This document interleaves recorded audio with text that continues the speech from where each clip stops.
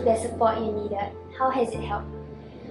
I think the support that I got was honestly a lot from my friends, particularly my cousin, because I think she realized what I was going through, so she did ask me. So then eventually, I managed to open up to her, and I think it helped quite a bit because it helps you.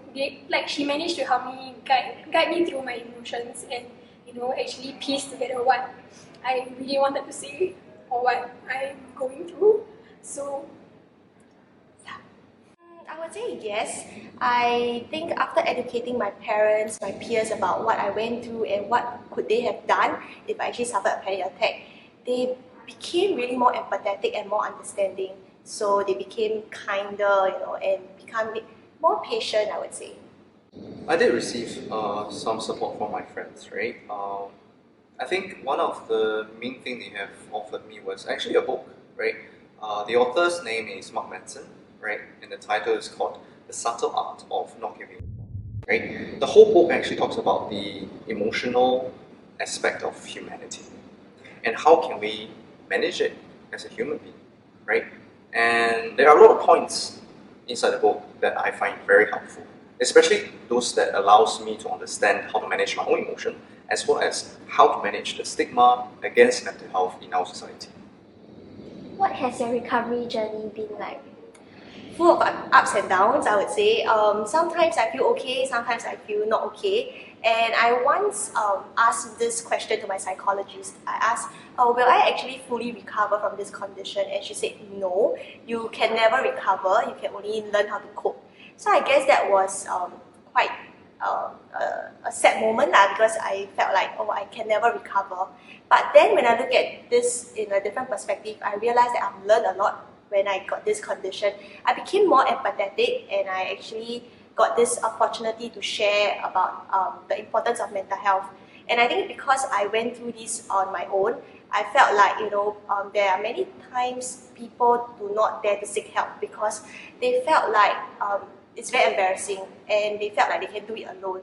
But I would say that no, you can't do it alone. You really need professional help as well as the support from your peers. So I would say that I'm very thankful that the people around me played a big role through my recovery. I think very lucky for my brother. He managed to found solace through creating comedy videos, which I found on Double Up. So he's doing what he loves, and he managed to get out of the depressive phase. I think I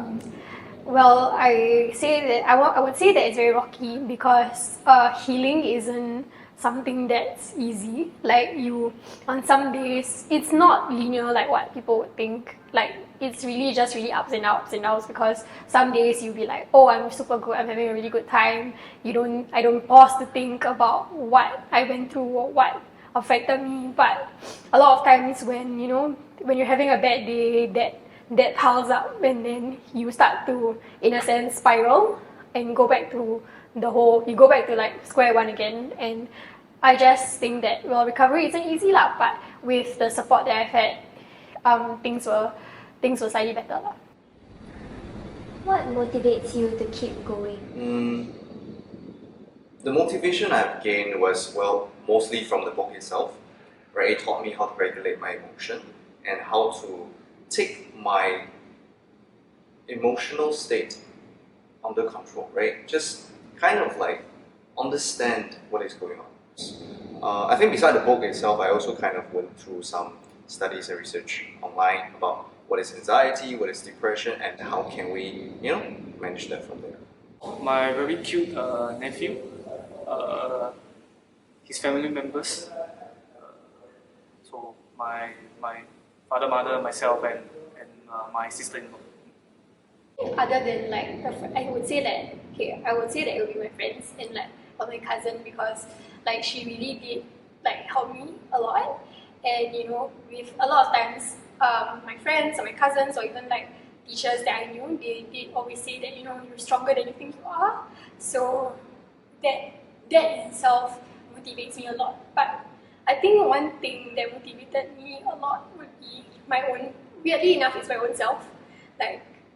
Because I know that at one point I know that at one point I was okay and I wanted to go back to that. So I think that motivated me a lot because it showed that, if I'm strong enough to go through this, then, I can keep going. So, yeah.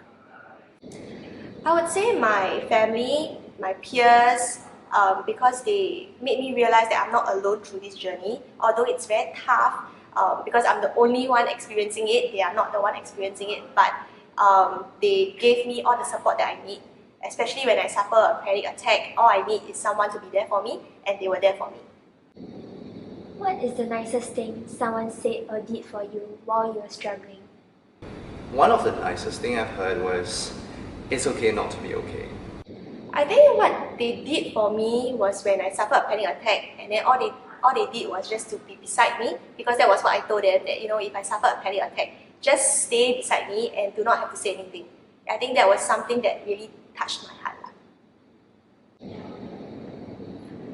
I think the nicest thing that someone ever said or did to me would honestly, a lot of people will be wondering why I think this is the nicest thing, but it's really just like the words, it's okay, and then they just give me a hug, because for me, hugs are very good at calming me, so that's very helpful. And then the words, it's okay, just lets me feel that, people are telling me it's okay to feel what you're feeling. So yeah, and it's just very short and subtle and sweet. So to me, the words, it's okay, it's just very good. Yeah. As a SUSS owl, what is something you would like to tell the audience?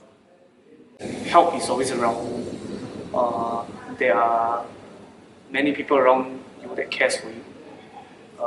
So do not keep everything to yourself. Yeah. Help is always just a phone call away or even a message away. It's not as easy as you think it is, or there's a lot more going through, and sometimes when you're facing somebody with mental health conditions, you always worry about, oh, what should I say, what should I do? You start to worry. But I think the thing that I really want people to know is that it's okay to not know what to do at that point of time. When you hear people tell you the story or you don't know how to react, it's okay. Just let them know that you are willing to be there for them, and that is honestly the most, at least to me, I think that is the most crucial thing that everybody wants to know.